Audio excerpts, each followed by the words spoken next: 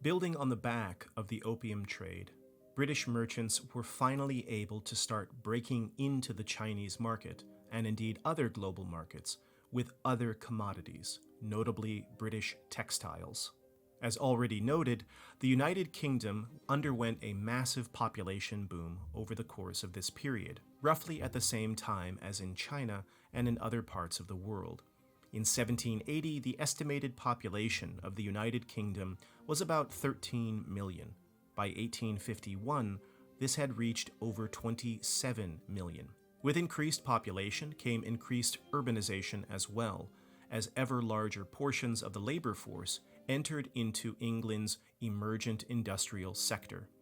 Principal among these was the textile industry, which made up 60% of British global trade by 1800.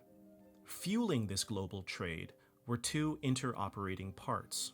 The first was the institution of slavery in the Americas, without which the textile mills in England could not have acquired the quantities of raw materials, that is, cotton, needed to fuel this industry, and certainly not at those prices. The Industrial Revolution was built on the backs of Britain's textile industry, which in turn was built on the backs of the global cotton trade, i.e., on the backs of enslaved people of African descent in the American South. The other key component of Britain's textile industry, and of the Industrial Revolution more broadly, was steam power, or really coal power, used to turn steam turbines. British coal output doubled between the years 1750 and 1800, and the applications of steam-powered technology began to proliferate. The first use of steam was quite limited, used to pump water out of mines. The second use, however, was in powering cotton mills, then in water transport, then in locomotion. Building upon this steam revolution, and emerging out of the Napoleonic Wars unscathed and indeed empowered, Britain began to pursue a far more aggressive maritime policy, this time augmented by the power of steam and steam transport. During this period, Britain's hold of India strengthened. It also formed the Asian entrepot of Singapore, it conquered Ceylon, it established influence over Egypt, and it wrested control of South Africa from Dutch colonial powers. Indeed, as some historians have noted, circa 1805, the British textile industry had grown so dominant that British textiles and uniforms were clothing many of Napoleon's French soldiers.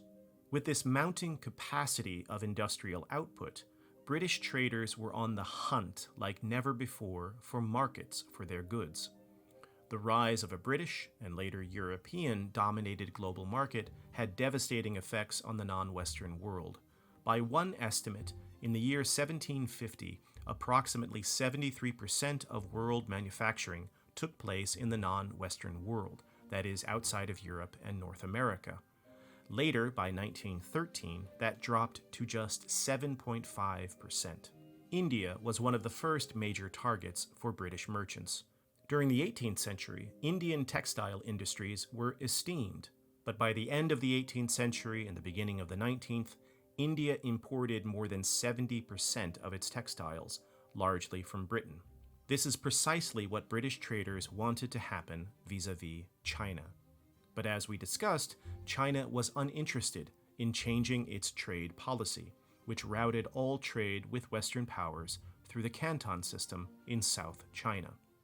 They knew that they could not rely forever on opium trade, and what is more, not all British traders stood to gain from opium trade.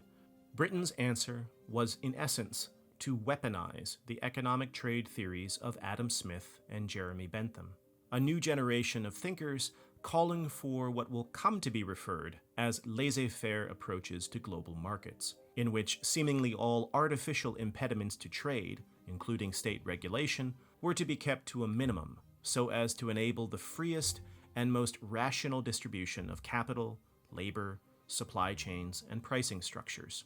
For British firms eager to sell their wares to the Chinese market, the Canton system struck them as quintessentially anti-liberal, anti-free. Now, the terms free trade and liberal trade make these concepts sound rather warm and fuzzy, but let's be clear. British traders in many cases were not contented with the idea of waiting and hoping for China to quote-unquote free its markets. In many cases, they were actively agitating the British government, not unlike special interest groups today. They wanted to push Britain towards a far more aggressive, even militaristic approach to forcing freedom upon the Qing. As you might guess, underlying many of these arguments were certain forms of racist and Orientalist ideas about Chinese backwardness, resistance to enlightenment, etc. We see something of a test run of what might be termed violent liberalism in 1834, when Britain dispatched yet another trade delegation to China with hopes of transforming Chinese trade policy. So think back to the Macartney mission of 1793 that we discussed. This is part of that genealogy. Led by Baron William John Napier, Napier was dispatched to bring word of a new development in British trade policy, namely the end of the East India Company's monopoly over trade between London and China. Now, instead of dealing with an independent trade company, the Qing would be able to deal directly with the British government, and so this, Napier and his backers felt, merited an overhaul of the Canton system. China felt differently, or rather, they felt like things should proceed according to the existing framework. Napier purposefully ran afoul of these existing frameworks. In July 1834, he arrived without proper paperwork and then failed to follow procedures by heading directly to the foreign warehouses.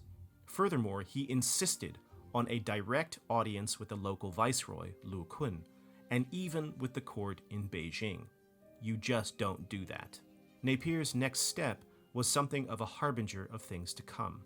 Accompanied by 2 frigates, the Andromaca and the Imogene, Napier instructed them to push forward to Whampoa, trading cannon fire with Qing military batteries on shore. The local viceroy was shocked and responded swiftly, threatening a total shutdown of trade with Britain until Napier's dismissal and retreat. Napier pressed for further British government support for his military actions, but when that was not forthcoming, he eventually retreated in failure. Napier died shortly thereafter of fever in Macau on October 11th.